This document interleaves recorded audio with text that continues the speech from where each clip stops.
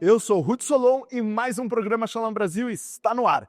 E neste período de férias escolares, nós preparamos uma reprise recheada de matérias marcantes para que você relembre momentos da nossa comunidade, conversas especiais, tudo que selecionamos com carinho para você. Então, fique agora com os destaques do programa Shalom Brasil de hoje. Matéria especial com a nossa vereadora Cris Monteiro. Visita do prefeito Ricardo Nunes ao Memorial do Holocausto. Matéria especial sobre as inovações de Israel. Fique com a gente, o programa Shalom Brasil volta já já.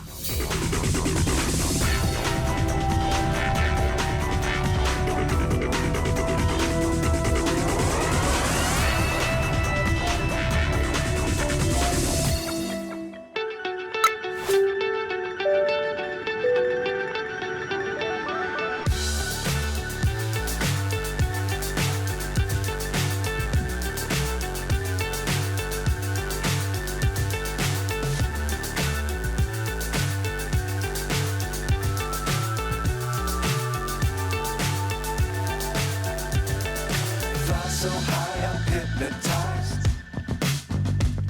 What's up is down, what's left is right. Chasing stars and holding you. I can't see the end, but we'll see it through.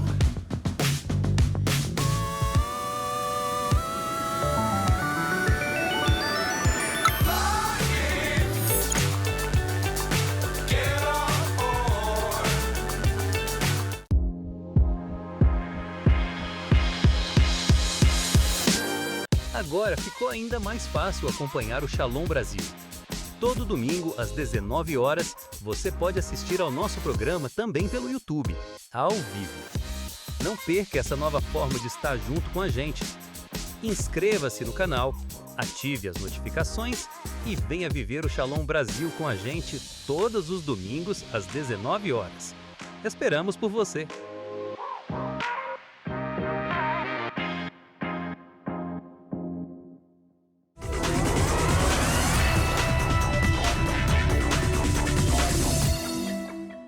O programa Shalom Brasil de hoje traz uma matéria exclusiva e muito especial. Nós estivemos acompanhando um dia da vereadora Cris Monteiro, que nos levou ao seu gabinete e mostrou todas as curiosidades. Na primeira parte, conheça a equipe e o dia a dia da Cris na Câmara dos Vereadores de São Paulo. Hoje, o Shalom Brasil está na Câmara Municipal de São Paulo. Viemos conhecer o gabinete e bater um papo com a Cris Monteiro, que é uma vereadora que realmente tem feito a diferença, não só na política, mas especialmente junto da nossa comunidade judaica. Vamos lá? Boa tarde, senhor presidente, senhores e senhoras vereadores, público que nos assiste. Oi, querida, bem-vinda ao meu gabinete. Ana Cris, obrigada por Bom receber o ver. Shalom Brasil. Imagina, para mim é um prazer. Muito felizes. E o Shalom Brasil hoje veio com muita curiosidade, hein? Ah, é? É. O que vocês querem saber? Tudo. Ih, vamos contar tudo Tudo então e pra mais eles. um pouco. Eu acredito em uma polícia municipal valorizada e pronta para atuar com eficiência, lado a lado com as forças estaduais, protegendo quem mais precisa. Vamos conhecer o gabinete da Cris. Eu sou muito feliz aqui nesse gabinete. A Lili, ela recebe todo mundo. Aí ali, ó, naquele grupo ali, é o pessoal da comunicação. Aqui é a minha parte legislativa, que escreve nossos projetos de leis. A Júlia, minha querida Júlia, a Júlia cuida de toda a minha agenda, das emendas parlamentares. Eu tenho o Coronel Priel, é o meu assessor de segurança. Onde que eu sento? Onde você senta? Eu gosto de sentar com as pessoas. Que legal, Cris. Amo ficar aqui. Que legal. Para mim é super divertido. Eu não gosto de ficar sentada numa sala sozinha. Então o meu canto é aqui, ó. Vem eu ver. É meio bagunçadinho, né? É o dia a dia, é a realidade. É o dia a dia. Que a gente veio ver. É aqui que eu sento, do lado da Júlia. Eu vejo todo mundo me vê. E tem uma coisa que eu acho que é muito importante. O meu gabinete é formado por pessoas incríveis, maravilhosas, que me apoiam, que estão próximo de mim, que me ajudam. Então, eu tenho muito prazer de estar com essas pessoas, sabe? Legal. Eu realmente me apoio muito nelas, conto muito com elas. Eu quero ter essa proximidade com o pessoal do meu gabinete. Então, para mim é tão importante estar aqui. E Cris, onde você faz suas reuniões? Então, vamos lá que eu vou te mostrar a Vamos minha lá, sala de reunião. tô curiosa. Essa fala Palestina livre, na mão de uma pessoa com um revólver, que mata um jovem casal judeu, funcionário da Embaixada de Israel, não vai trazer paz para Israel nem para Gaza. Não vai. Não vai ser matando os judeus que andam nas ruas, seja nos Estados Unidos, em qualquer país da Europa, ou mesmo Israel, ou qualquer lugar. Não é isso que vai trazer a paz. É aqui onde eu recebo as pessoas. E tem um detalhe. Aquela cadeira é minha. Aquela cadeira. É aqui que eu sento. Que legal. Né? Então eu vou ficar aqui. E é aqui que eu recebo as pessoas. E vem muitas pessoas no gabinete. As pessoas querem conhecer o vereador, elas querem trazer as suas dores, querem conversar comigo, pedir ajuda. Então, é uma satisfação muito grande para mim receber pessoas aqui que me procuram para discutir a cidade. Todo mundo que quer falar comigo, eu recebo. Vai ter essa oportunidade. Exatamente, vou escutar, vou falar com a pessoa, vou entender e vou tentar ajudar. E todo mundo conhece, né? Vê a Cris como vereadora, enfim, mas talvez nem todos saibam da relação e da proximidade que você tem com a comunidade judaica. Conta como que foi o início dessa relação. Então, eu sempre tive muitos amigos judeus porque eu venho do mercado financeiro. Mas eu nunca olhava para eles como os judeus. Eram meus amigos, né? Amigos queridos, tive chefes, colegas, pessoas com quem eu trabalhei.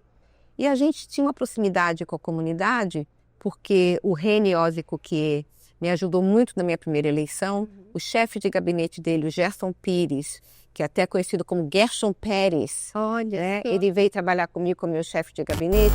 Gerson, conta pra gente o dia a dia aqui no gabinete. Olha, o dia a dia aqui é muito dinâmico. O que não falta é sempre uma novidade, uma situação que a gente tem, né, que atender, seja as demandas das pessoas, da população. Então tem o dia a dia de zeladoria, a vida acontece na cidade e as pessoas têm ali as suas mais variadas questões. Então, o buraco na rua, seja a poda de árvore, seja o projeto de alguma instituição, alguma organização que a gente faz o encaminhamento, né, administrativo na prefeitura ou na respectiva secretaria, e também o nosso planejamento estratégico dos projetos importantes que a gente atende aqui no gabinete, né? Então a gente tem uma atenção muito especial para a área de educação, também para a área de segurança pública, que são duas pautas e bandeiras importantes aqui do mandato da Cris, e também um olhar muito importante para as demandas da comunidade judaica. E uma marca que a gente traz aqui para o gabinete é trazer inovação, tecnologia, gestão, né, para atender esse volume de demandas que a gente tem e trazer resultado de verdade para as pessoas. Faço esse trabalho hoje com a Cris aqui na Câmara, mas minha conexão começou há bastante tempo, aí praticamente 10 anos, né? Eu não sou alguém da comunidade, mas tenho uma identificação muito grande com os princípios, com os valores. Trabalhei muitos anos com um deputado da comunidade, o Reni Ozzy Cuquier, que foi meu professor na faculdade. Eu fiz relações internacionais justamente para entender um pouco das complexidades, enfim, inclusive as questões relativas ao conflito.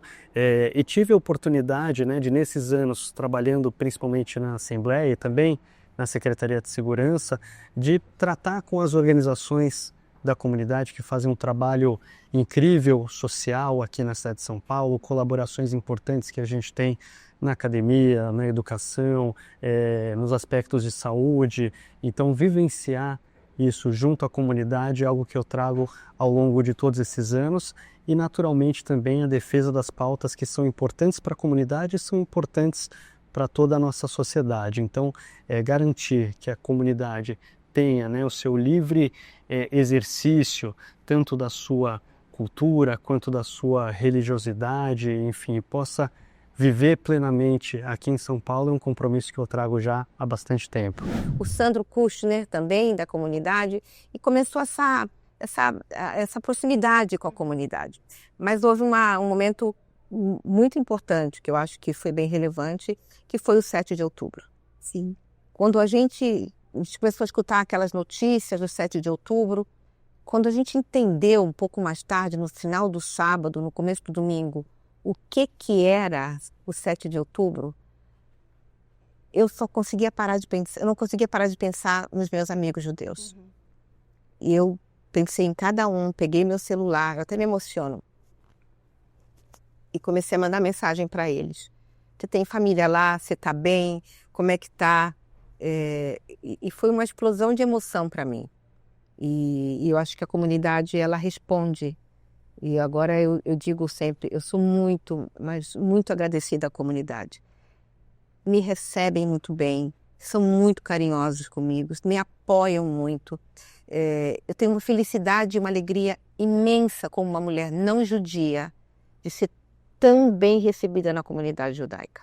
É incrível mesmo, Cris, mas o seu trabalho também, tudo que você faz pela comunidade judaica é sensacional. Eu vou revisitar o dia 7 de outubro no sul de Israel. Foi um cenário marcado pela brutalidade perpetrada pelos terroristas do Hamas. Esses homens munidos com os rostos encobertos e faixas verdes e brancas nas testas invadiram o país, desencadeando uma ação sangrenta que ceifou centenas de vítimas sem distinção de idade ou gênero. Eu criei o dia em homenagem às vítimas de 7 de outubro. Então, hoje, a comunidade, o dia 7 de outubro, é oficialmente no calendário da cidade um dia em homenagem às vítimas do 7 de outubro. Olha. E eu nomeei, na época, o projeto virou lei, o prefeito Ricardo Nunes sancionou, chama Kfir Bibas, que era o bebezinho ruivo que foi embora, né? Essa foto do bebê Kfir Bibas, ruivo e desdentado, com seu elefante roxo, comoveu o mundo e se tornou um símbolo do clamor pela libertação dos reféns sequestrados pelos terroristas do Hamas. Que a memória de Kfir e das mais de 1.200 vítimas do Hamas sejam sempre lembradas para que atrocidades como as de 7 de outubro jamais se repitam. Eu vou levar ao plenário da Câmara um projeto que proíbe o ensino do Holocausto com uma visão negacionista. Eu tenho certeza que vai passar em primeira votação. Então, eu acho que eu estou aqui justamente pensando o que eu posso fazer, ainda mais nesse momento tão difícil da comunidade, sofrendo tanto, né, o aumento do antissemitismo. O que eu posso fazer para diminuir a dor que vocês estão sentindo? A gente sabe que você vai nos eventos na comunidade judaica, esteve em Purim, no Beit Rabat, no Morumbi, foi incrível, a gente estava lá. Enfim, outros eventos. Teve algum encontro, alguma história que te marcou muito com a comunidade? Eu tenho bastante, eu sempre me emociono muito. Eu acho que tem um momento, durante a campanha, eu conheci muitos rabinos, né? E o Rabino Alper, nós nos conhecemos, nós conversamos, e foi um momento numa reunião onde eu o conheci como líder espiritual. Uhum. E um dia eu já não me lembro se foi Yom Kippur, eu sei que eu fui à sinagoga, a convite, e nós nos vimos, e ele falou para mim assim: eu estou há 67 anos no Brasil, e eu nunca fiz isso.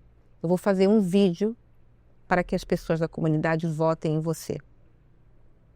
Não tem como não se emocionar. Ele é um senhor de 87 anos, está há 60 e pouco. Então, eu tenho muitos momentos, mas isso é uma coisa...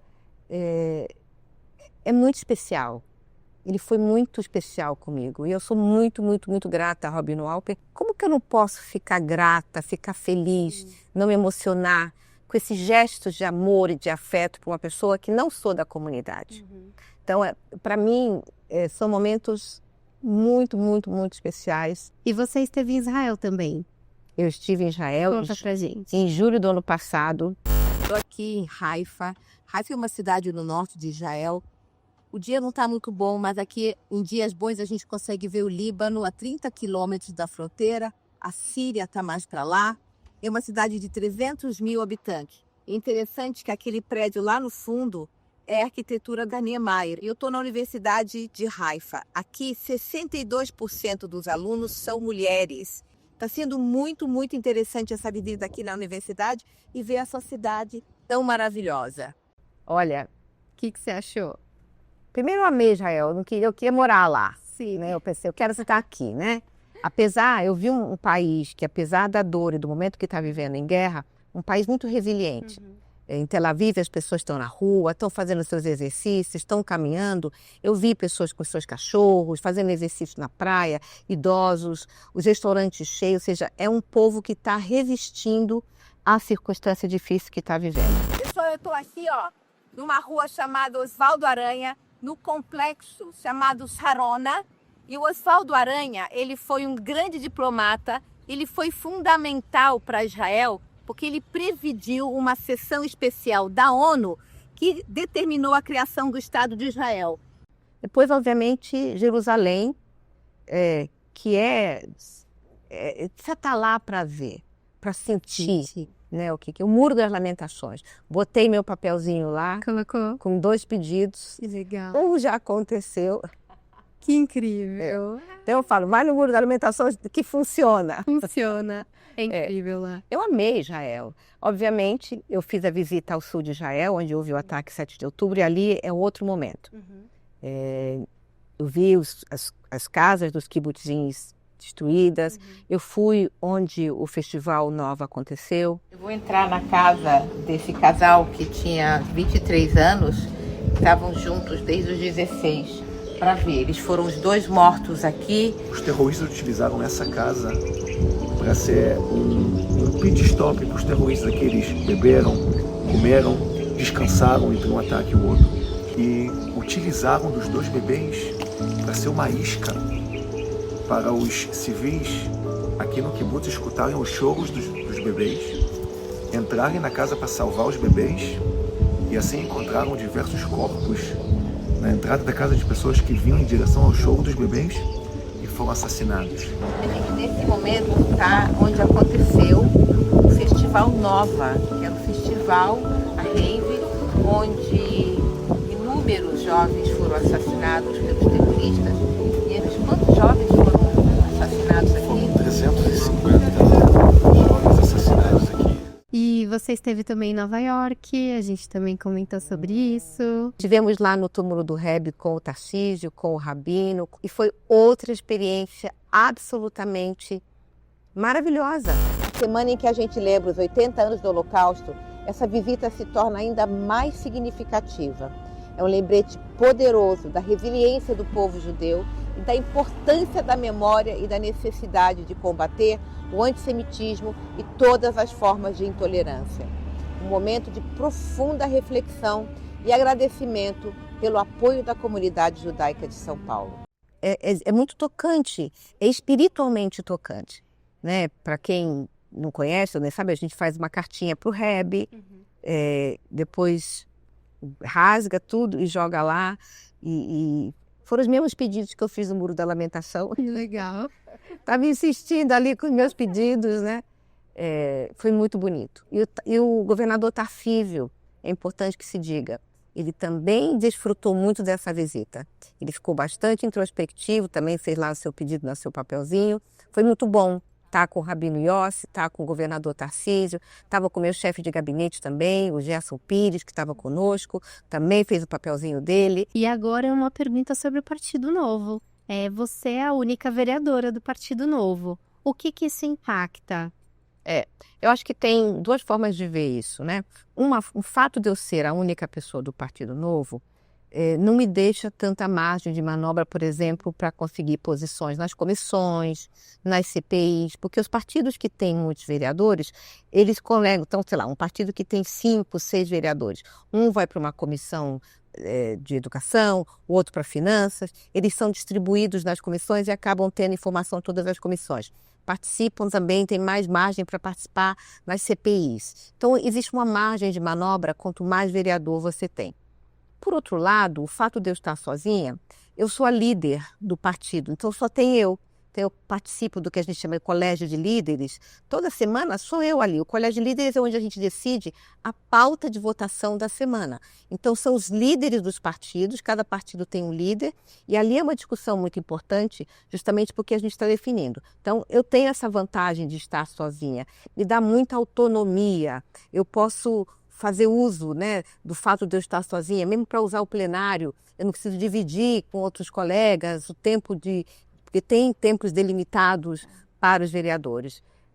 Eu gostaria de ter outros vereadores junto comigo do Partido Novo, porque eu acho que, como eu disse, ajudaria muito na nossa para distribuir nossos valores, nossos princípios de forma mais ampla, mas eu acho que sozinha eu tenho feito o meu melhor como representante do partido. Eu tenho certeza absoluta que eu estou aqui defendendo os partidos de liberdade, da democracia, justamente dos princípios e valores do partido. Tido o meu projeto passado aqui por essa Câmara e o PSOL vai à Justiça para impedir que o município possa arrecadar recursos sem aumento de impostos. O pessoal que ele gosta é mais imposto, né, no bolso, tirando do bolso do munícipe. Eu sozinha aqui, no primeiro mandato, de 2021 a 2024, eu aprovei 8 projetos. Ou seja, sozinha, com muito trabalho. Então, teve muita entrega da minha parte e da minha equipe, né, como sendo uma vereadora, porque é mais difícil você conseguir fazer essas aprovações sem ter o apoio dos outros colegas. Então, eu tenho muito orgulho do trabalho que eu estou fazendo.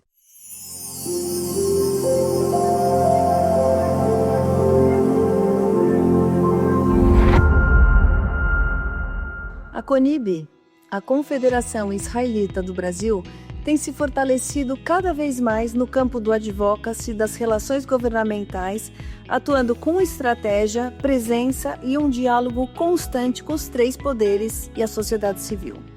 Em 2024, consolidamos uma presença permanente em Brasília. Isso significa estar no coração político do país, garantindo que os interesses da comunidade judaica brasileira estejam cada vez mais próximos das decisões nacionais. Essa atuação contínua tem proporcionado um contato direto com autoridades, lideranças políticas e instituições parceiras, fortalecendo assim a visibilidade da CONIB em pautas como liberdade religiosa, defesa pela democracia e o combate ao antissemitismo. A proximidade com a ACIB, uma de nossas federadas em Brasília, e com a Embaixada de Israel, tem gerado cooperações importantes. São alianças que ajudam a promover valores essenciais para a convivência democrática e o respeito à diversidade. Um dos nossos grandes focos foi a promoção da definição de antissemitismo do IRA, a Aliança Internacional para a Memória do Holocausto. Esse instrumento é essencial para que governos reconheçam e enfrentem o antissemitismo de forma oficial e eficaz.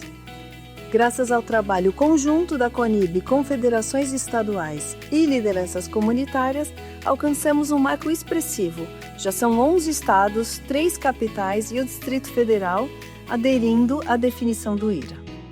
Outro momento de grande destaque foi o seminário A Contribuição e o Legado da Comunidade Judaica no Brasil, realizado no Congresso Nacional, com a presença da diretoria da CONIB, lideranças comunitárias, diplomatas e autoridades.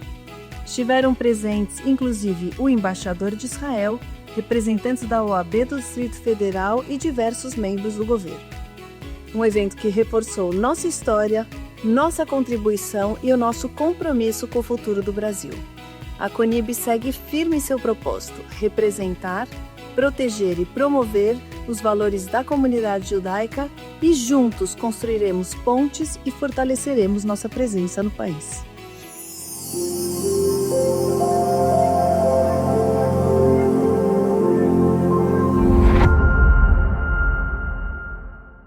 A seguir, matéria especial com a vereadora Cris Monteiro.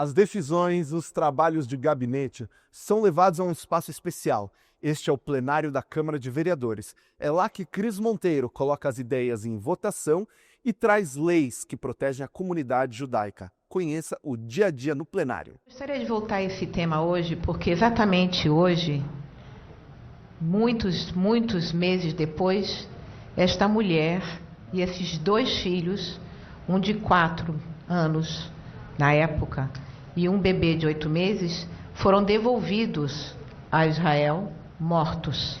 E no final foram 1.200 pessoas mortas em 7 de outubro de 2023. É aqui, ó, onde acontece Aqui, eu... as discussões. Agora tem um detalhe importante que eu vou te contar. Conta. Aqui fica todo mundo discutindo os projetos. Aqui é a tribuna. Certo, a tribuna.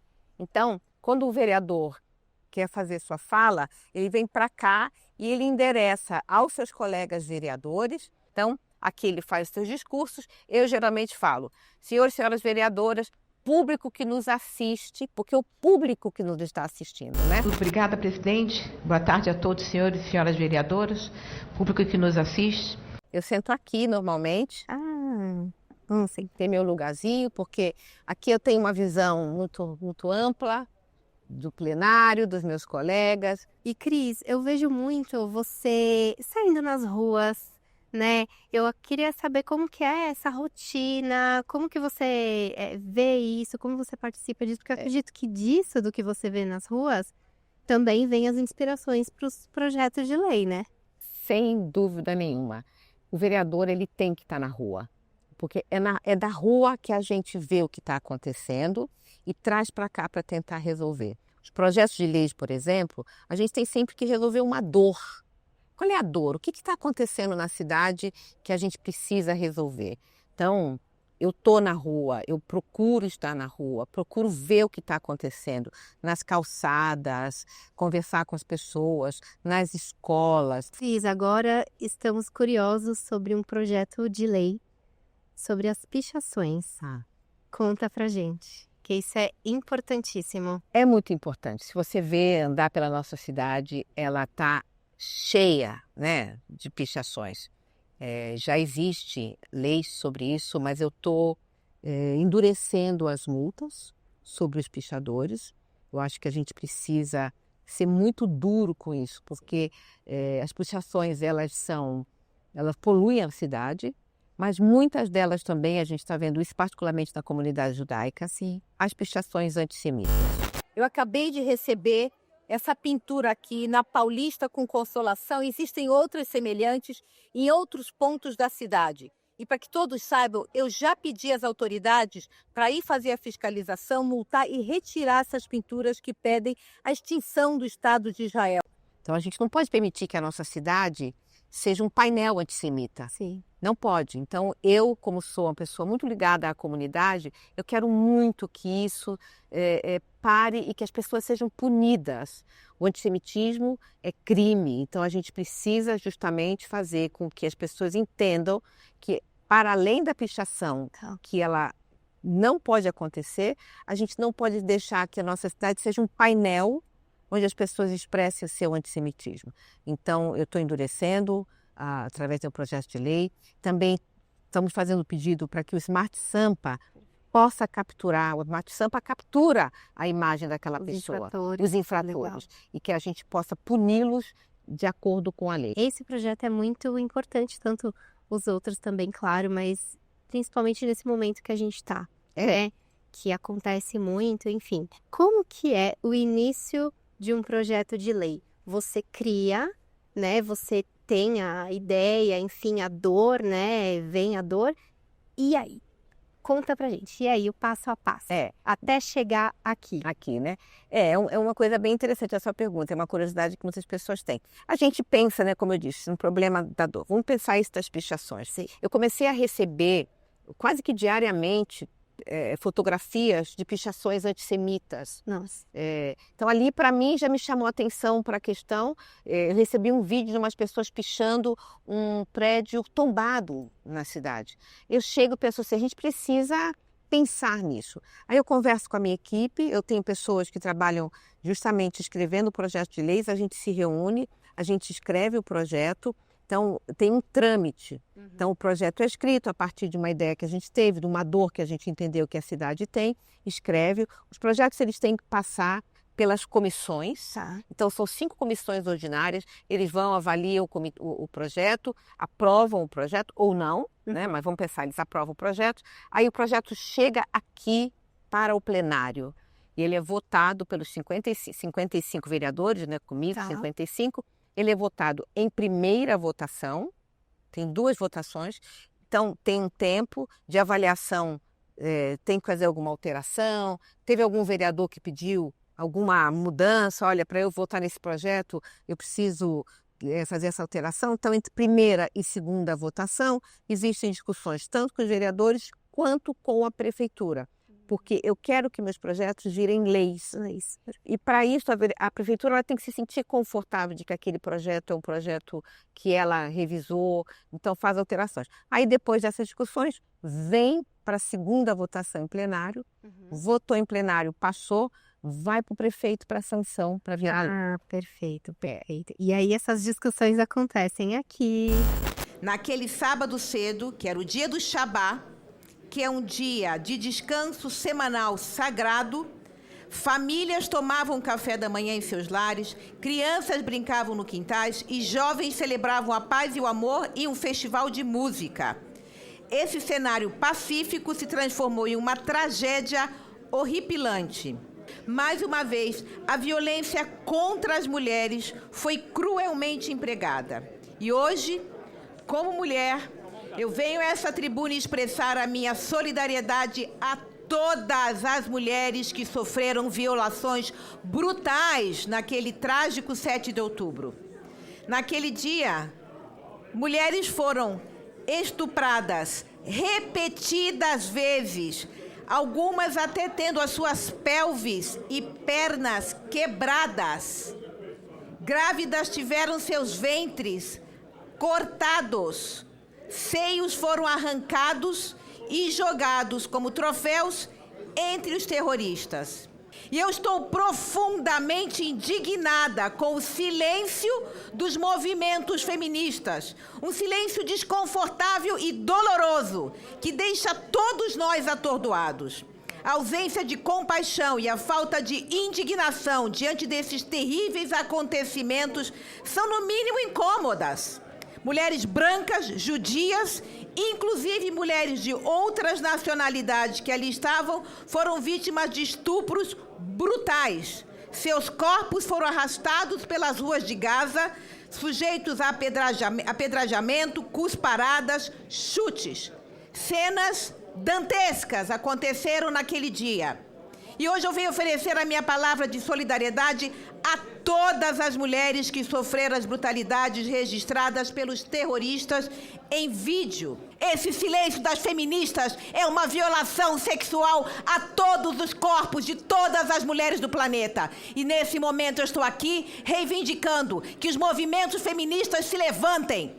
Se levantem, como eu estou me levantando aqui, falando em nome dessas mulheres do 7 de outubro, que foram brutalmente estupradas, inúmeras vezes, com pernas quebradas, pelvis quebrados, seios arrebentados, arrastadas pelas ruas. E o movimento feminista calado, silente.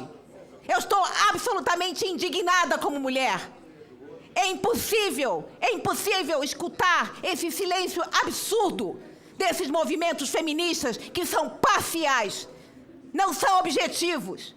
Onde que estão todas essas mulheres? Se fossem outras mulheres, estariam todas aqui gritando em todas as partes do país e do planeta.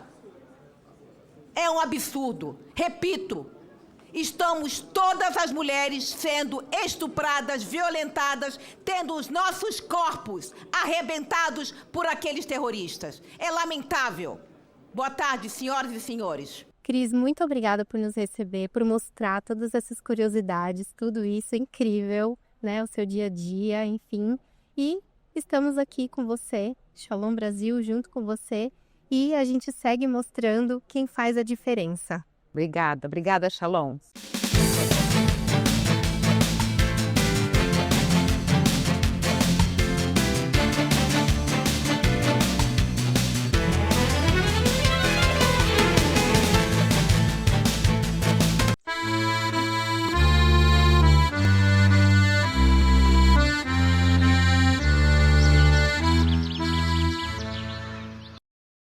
דמיינו מהפכה בינלאומית, יהודית, תורנית, של נתינה ואהבה.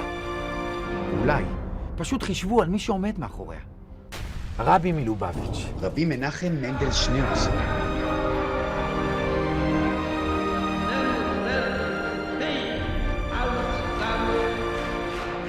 מיליונים ברחבי העולם חווים לו רבות כל כך.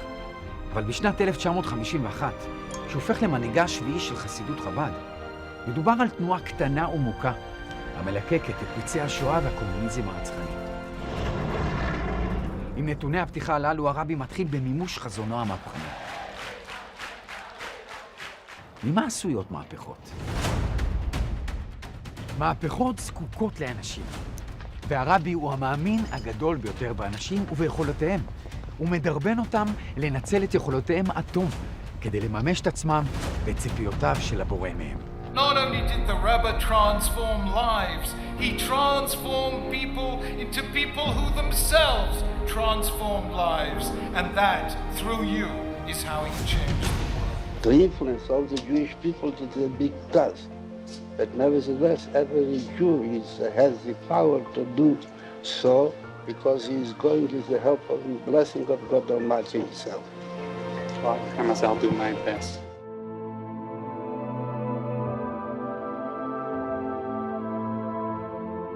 כדי להאמין באנשים, צריך לפגוש אותם. וחדרו האישי הקטן והצנוע של הרבי הופך למקום מפגש לשועי ארץ לצד עמך ישראל. הנכנסים לחדרו של הרבי חשים שהרבי ממתין אך ורק להם. מאות היו שם לפניהם, עשרות יבואו אחריהם, אך כל אחד מתקבל במאור פנים כאילו היחיד שהגיע. אפילו שהמפגש מתקיים בשעות הקטנות של הלילה. Rabbi Schneerson is a great man in Israel. The vision that on one hand lives in the world of the Torah, but has got practical sense to the realities of the life everywhere in the world. The Rebbe symbolizes Ahavat Yisrael. He always had his gaze fixed on the most important thing. one of the greatest men or the greatest ever man. לאט לאט מוקמת מעצמת בתי חב"ד ברחבי העולם. אלפים מתמסרים לרעיון הגדול ומקדישים את חייהם למשאלתו של הרבי, שאף יהודי ויהודייה לא יישארו לבד בשום מקום בעולם. את המהפכה הרבי מניע. אבל מה מניע את הרבי? ובעצם, מהו רבי? עם ישראל הוא כמו גוף אחד גדול. ללא ראש, גוף הוא אוסף אקראי של איברים. רבי זה ראשי תיבות של ראש בני ישראל. הוא הראש של העם היהודי. מה זה אומר? שכמו הראש המבין את חשיבותו של כל איבר, הרבי, הראש, מוטרד מגורלו של כל אחד ואחת מבני עמו. זהו המניע. וזה אומר בעצם עוד משהו, שאין לו רגע אחד לעצמו. 1986. רבבות בני אדם מייחלים לפגישה עם הרבי. משימה שנראית בלתי אפשרית. לא אצל ראש בני ישראל. הוא כבר בן 84. אך ניצב מדי יום ראשון כ7-8 שעות בכניסה למשרדו, ומאפשר לכל אחד ואחת לפגוש אותו בלי תור. כך 7 שנים, בלי הפסקה, מדי שבוע, ללא צורך בקשרים ובלי תשלום. רגע, מסתבר שמישהו כן משלם על המפגש הזה. הרבי בעצמו. לכל אחד מעשרות האלפים מעניק הרבי $1, כדי שיתרום אותו לצדקה היכן שירצה. So this is my thing, this is the Baruch HaFenai. That's the Baruch HaFenai. Rabbi, Papi, say love you. Take it to the very much. That's for your love. שחושבים על זה, הרבי העביר שיעורים במשך עשרות אלפי שעות מול החסידים. הוא עסק בהגעת ועריכת אלפי חידושי תורה, קיבל אלפי מכתבים בכל יום, והוא התעקש להשיב אישית לפונים אליו בעצמו. הוא קיבל אנשים לפגישות אישיות במשך לילות שלמים, ונסע לציון חמיב עם הררי מכתבים מכל העולם, להתפלל שם בעבור אלה שפנו אליו. מהפכות זקוקות לבסיס רעיוני, לתורה, וזהו החלק היקר ביותר לליבו של הרבי. לימוד התורה. שקידתו האישית של הרבי בתורת ישראל באה לידי ביטוי בעשרות אלפי שעות השיעורים שהוא מוסר, בכל תחומי התורה. בחידושים הרבים שהגה, בהתכתבויות התורניות עם גדולי הדור, וגולת הכותרת. כמות הספרים הבלתי נתפסת שהרבי מדפיס. תארו לעצמכם, ספרים חדשים משיעורים שהרבי מסר עדיין יוצאים לאור היום, וכך, בכל רגע נתון, בכל נקודה על פני כדור הארץ, בבתי חב"ד מסביב לעולם, בישיבות, במוסדות החינוך, רוח אהבת התורה של הרבי מפעמת ללא הפסק. Don't forget about the enemy rights. Thank you. Because you are here only in the minority. Don't be afraid. The Jewish people is a minority. המהפכה שהרבי מחולל כוללת חידוש מיוחד, נוכחותן של נשי ובנות ישראל. You are not changing anything. You are only returning to your real essence, doing so on your own volition, and then it will come to you automatically to progress in all things of Yiddishkeit. ב-1952 מקים הרבי את ארגון נשי ובנות חב"ד, מראשוני ארגוני הנשים בארצות הברית. ובעקבותיו הרבי מעודד הקמת ארגוני נשות ובנות ישראל בכל רחבי העולם. את מדליקה לשבת, אז אל תראה שכל החברות שלו יעשו גם כן. היחס לנשים תופס מקום נכבד במהפכה העולמית של הרבי. אני מלכת היופי של ישראל, אני מייצגת את מדינת ישראל, אני מבקשת שתברך אותי באושר ובברכה. אם היא איש יראת השם, היא מנצלת את היופי שלו לעליון עם יופי בתורה ובמצוות. תודה רבה. נמסור את זה גם לחברת שלו. תודה. והסגניות ולכל המשתתפים. ומה היום? שאי אפשר לפגוש את הרבי פיזית? עד שתבוא הגאולה, אנחנו נוסעים לציון של הרבי, כפי שנהג הרבי בעצמו, שנסע לציון של חמיב, הרבי הקודם של חב"ד, עם אלפי המכתבים שנשלחו אליו מכל העולם. עמד שם שעות, התפלל, ביקש, בשביל כל עם ישראל. המהפכה של הרבי כוונה למטרה אחת ויחידה, לתקן את העולם, כדי להכשירו לגאולה שלמה. כל מעשה טוב, כל מצווה מביאים אור לעולם, ומכינים אותו לעולם טוב ומושלם, עולם של גאולה. והאיקר is המעשה הוא האיקר, דגאולה האמיתית והשלמה בפשטוס. יכולנו לדבר על עשרות שקי הדואר שנחתו על שולחן הרבי מדי יום, על גרעיני ההתיישבות שהקים בארץ ישראל, על מדליית הכבוד שהעניק לו הקונגרס האמריקני בשל פועלו החינוכי לאומה כולה. על יום החינוך השנתי עליו חותם נשיא ארצות הברית מדי שנה ביום הולדתו העברי של הרבי, על הקשרים עם מערכת הביטחון הישראלית, הפעילות לחיזוק חיילי צה"ל במקומות הנידחים ביותר. אבל לא באנו לסכם, כי חזונו של הרבי עודנו מהדהד בעוצמה, חי וכובש לבבות ואת העולם כולו, וכולם יכולים להצטרף אליו. עשו מעשה טוב אחד, אפילו קטן. קיימו מצווה או קבעו שיעור בלימוד התורה והשפיעו על הסביבה שלכם. המהפכה של הרבי היא התקווה של כולנו, הבאת הגאולה השלמה.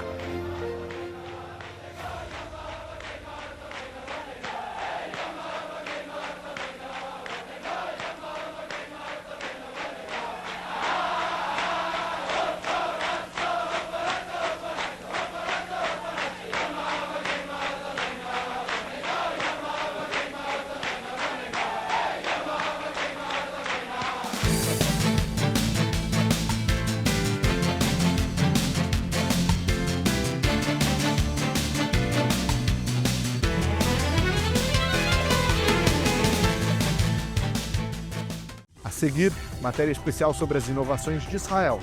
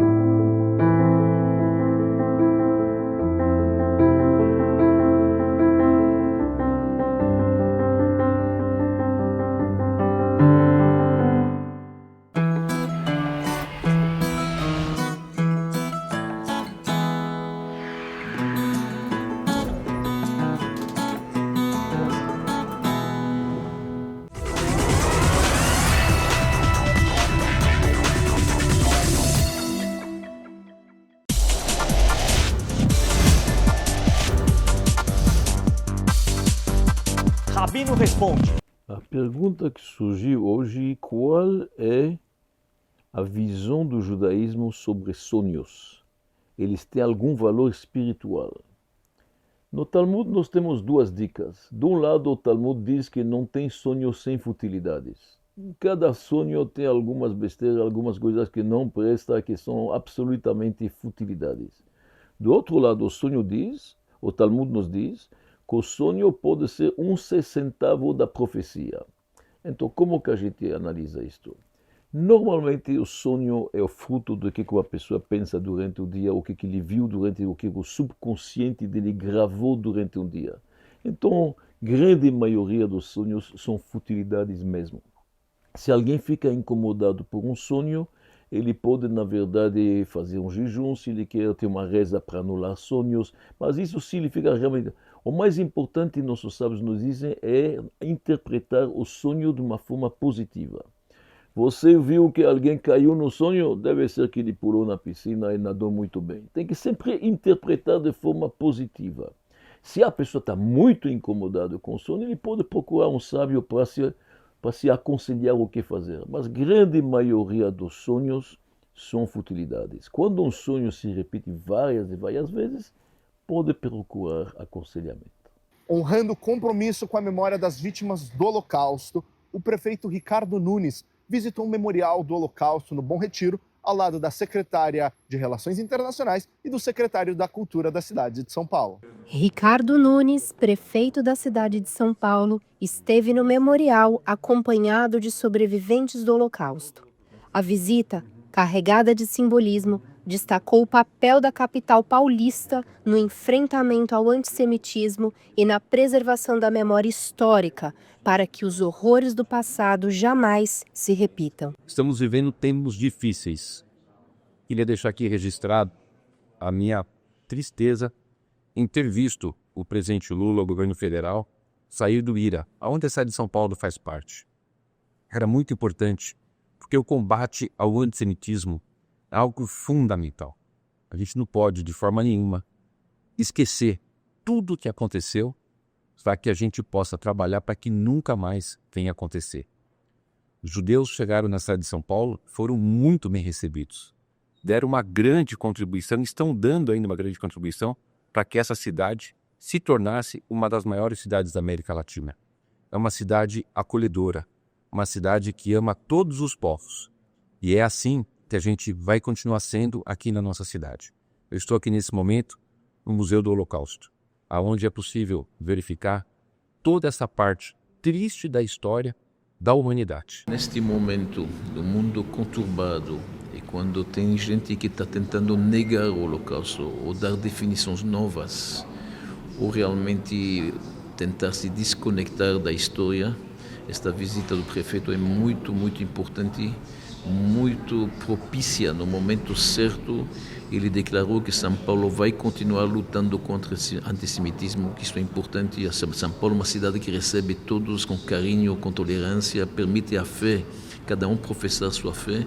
Então, esta declaração que não vai permitir qualquer tipo de racismo, xenofobia ou antissemitismo é super importante. Durante o encontro, o prefeito ressaltou que São Paulo segue firme no combate à intolerância, especialmente após a polêmica decisão do governo federal de retirar o Brasil da IRA, a Aliança Internacional para a Memória do Holocausto. A cidade reafirma, assim, seu compromisso de não deixar espaço para o ódio. Olha, eu acho que com o crescimento do antissemitismo, com a forma assustadora que nós estamos vivendo no mundo, e infelizmente no Brasil também, o prefeito da maior cidade da América Latina vir ao Memorial do Holocausto, render homenagens aos sobreviventes e mostrar a importância desse tema para que nunca mais se repita nenhum tipo de discriminação e antissemitismo é fundamental. O prefeito Ricardo Nunes é um grande amigo da comunidade judaica, uma pessoa muito próxima e que sempre demonstrou essa empatia e essa amizade conosco. Então é uma visita fundamental num momento tão crítico para a vida das comunidades judaicas ao redor do mundo. Olha, foi uma visita muito honrosa, muito importante para nós do Memorial do Holocausto, vendo esse compromisso do prefeito da cidade de São Paulo com a memória e o combate ao antissemitismo. O prefeito é uma pessoa muito sensível, muito próxima da comunidade judaica, se emocionou muito aqui na visita, conversou com os sobreviventes, viu o nosso trabalho de perto e se sensibilizou muito, assumindo esse compromisso no combate ao antissemitismo. Quanto mais as pessoas conhecem o nosso trabalho, mais aumenta a nossa visita, mais as pessoas nos buscam e, sem dúvida, quanto mais as pessoas respeitam o tema do Holocausto, a gente garante que isso jamais se repita com nenhum outro povo.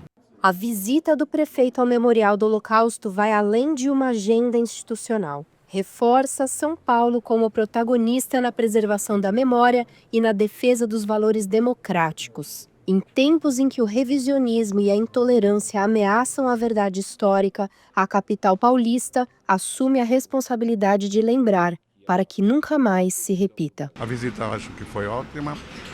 O prefeito já conheceu uma parte, ele ficou impressionado. Nós do Memorial do Holocausto estamos emocionados. Eu posso dizer, eu pessoalmente estou muito feliz.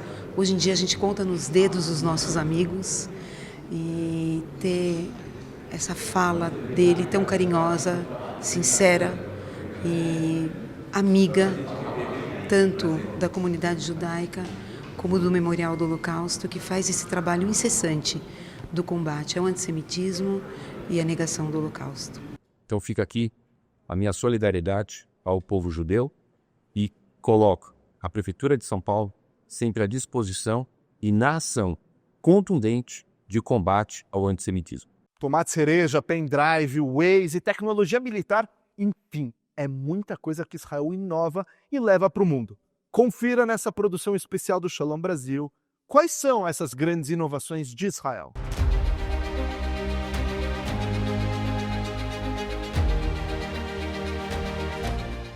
Israel não é só guerra. Mesmo diante de conflitos constantes, o país também é um centro de inovação que influencia o mundo em diversas áreas. A tecnologia, a ciência e o empreendedorismo fazem parte do dia a dia israelense, e algumas dessas contribuições já mudam vidas muito além do Oriente Médio. Neste especial, destacamos 5 inovações israelenses que mostram como o país transforma desafios em soluções para o mundo inteiro. Israel é uma referência mundial em gestão hídrica. Com clima árido e escassez de fontes naturais, o país investiu cedo em tecnologia de dessalinização. A usina de Sorek, próxima a Tel Aviv, é uma das maiores do mundo e abastece cerca de 20% da população israelense com água potável retirada do mar. Esse modelo é replicado em outros países com problemas hídricos, como Jordânia, Estados Unidos e México. Além disso, Israel recicla quase 90% da água usada na agricultura, o maior índice do mundo, resultado de um sistema integrado de reutilização e inovação constante. Agricultura de precisão em clima árido. Com terras secas e pouca água, Israel transformou a agricultura em uma ciência de precisão. A técnica de irrigação por gotejamento, criada pela empresa israelense Netafim, permite irrigar plantações com economia de água e fertilizante, controlando exatamente onde cada gota vai cair. A Netafim exporta para mais de 110 países e já ajudou a transformar a agricultura em regiões como o sul da Índia, o deserto do Arizona e áreas do semiárido nordestino do Brasil. Além disso, sensores de solo e drones agrícolas monitoram plantações em tempo real, permitindo uma gestão mais eficiente. Tudo isso com um objetivo claro: produzir mais com menos recursos. Israel também se destaca em soluções para a mobilidade urbana. O maior exemplo disso é o Waze, aplicativo criado por uma startup israelense e vendida ao Google em 2013. Baseado na colaboração entre motoristas, o Waze revolucionou o modo como lidamos com o trânsito. Informa congestionamentos, acidentes e oferece rotas alternativas em tempo real. Além do Waze, o país abriga dezenas de startups voltadas ao transporte inteligente. A empresa Moovit, também israelense, foi comprada pela Intel e fornece dados de transporte público para cidades no mundo todo, inclusive no Brasil. Já a AutoTalks desenvolve sistemas para comunicação entre veículos, com foco em segurança e direção autônoma. Essas inovações colocam Israel na linha de frente da mobilidade urbana, usando tecnologia para melhorar a vida nas cidades e otimizar o tempo das pessoas. Israel é um dos países mais avançados do mundo em inovação médica. No Hadassah Medical Center, por exemplo, são realizados tratamentos de ponta, como terapias genéticas contra câncer e ensaios com medicina regenerativa. O hospital também se destacou no atendimento a vítimas de ataques terroristas e no desenvolvimento de protocolos de resposta rápida em emergências. O Technion, Instituto de Tecnologia de Israel, em Haifa, é um centro de referência global. Lá foram criados sensores inteligentes para diagnóstico precoce de doenças como Parkinson e Alzheimer, além de avanços em bioengenharia e próteses conectadas. Empresas israelenses como a Insightec, que criou um equipamento para tratar tremores com ondas de ultrassom focado, sem cirurgia, e a Orcam, que desenvolveu um dispositivo para leitura de texto em tempo real para deficientes visuais, mostram como a saúde e a tecnologia andam juntas em Israel. Com alto investimento em pesquisa, parcerias internacionais e um sistema de saúde fortemente integrado à inovação, Israel exporta conhecimento médico para hospitais e universidades de todo o mundo. Com desafios constantes em sua região, Israel transformou a necessidade em excelência e se tornou um dos líderes mundiais em segurança cibernética. Mais de 40% do investimento privado global em cibersegurança acontece em startups israelenses. Entre os destaques estão empresas como a Checkpoint, pioneira em firewalls, e a CyberArk, referência global em proteção de dados sensíveis. Soluções desenvolvidas em Israel são usadas por governos, bancos e multinacionais para prevenir ataques virtuais, proteger infraestruturas e garantir privacidade online. Boa parte dessas inovações nasce de ex-soldados da Unidade de Inteligência 8200, conhecida como o berço do ecossistema de cibersegurança israelense. Israel é um país que vive sob pressão, mas escolhe responder com criatividade. Mesmo cercado por desafios, continua gerando ideias que salvam vidas, aproximam pessoas e constroem pontes para o futuro. É inovação com propósito. É um lembrete de que esperança também se escreve com tecnologia.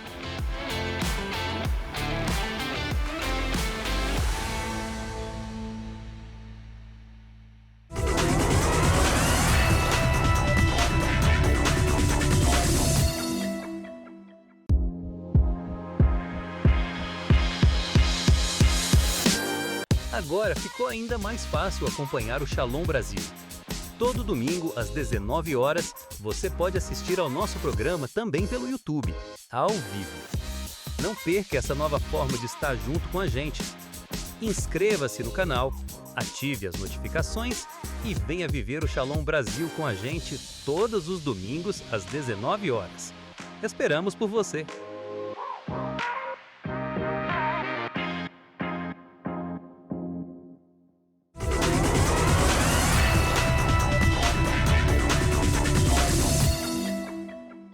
O programa Shalom Brasil de hoje terminou, mas não se esqueça de estar conectado conosco. Você já sabe, é nas redes sociais do Shalom Brasil que você confere cada uma das novidades.